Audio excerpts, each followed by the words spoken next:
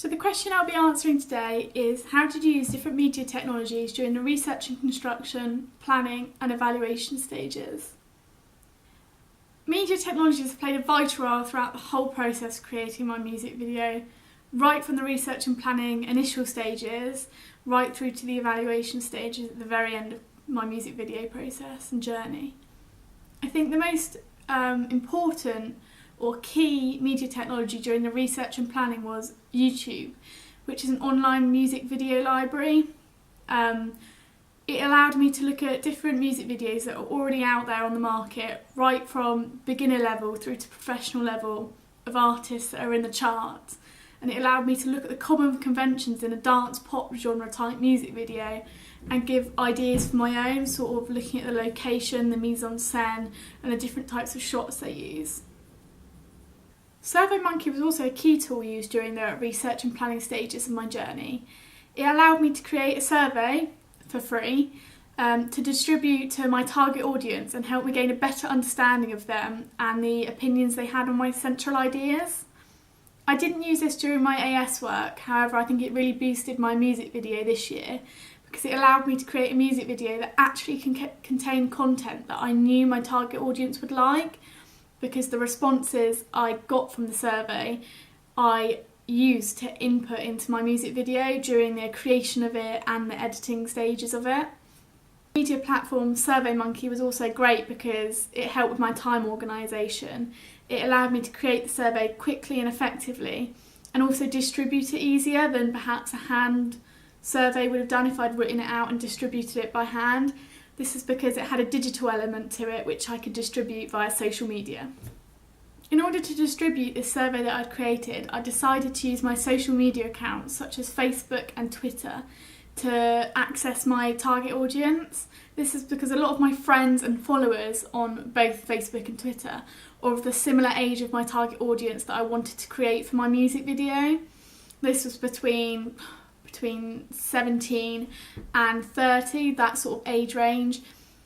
And I thought by doing it this way, I should get more responses because people are constantly on Twitter and Facebook all day.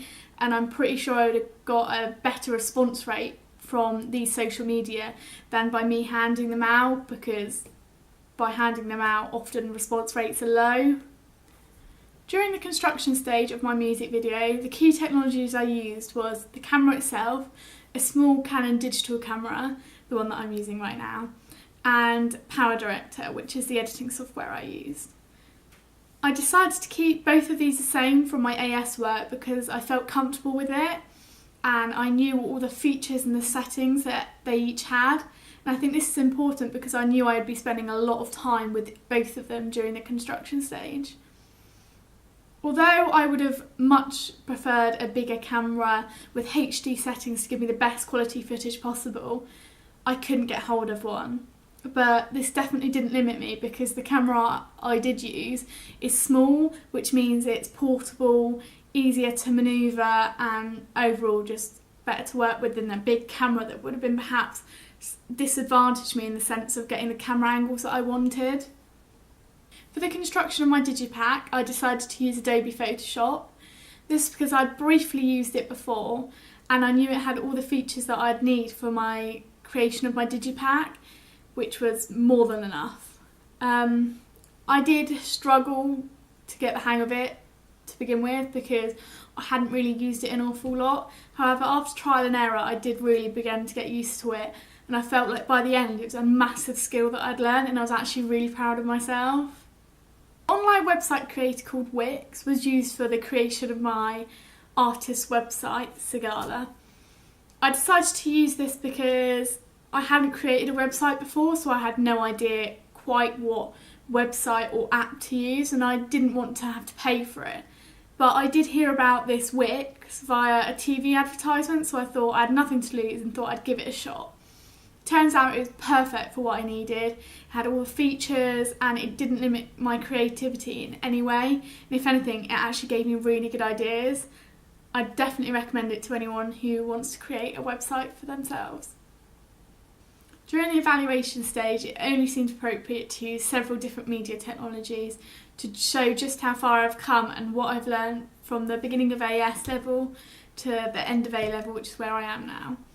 I used a combination of a simple blog post with embedded images and videos in, a video like this, and eMaze, which is a presentation website. I think the combination of all three worked well because it showed diversity and it did show the different skills I've learned throughout. During the whole progress, a blog was used to track my progress and to update others on how I was doing. And I included several different ways of showing this, such as a simple blog post with embedded images and videos in, and using a variety of different presentation softwares such as eMaze, Prezi and Microsoft PowerPoint, which I then uploaded to SlideShare. And I think all three of these allowed me to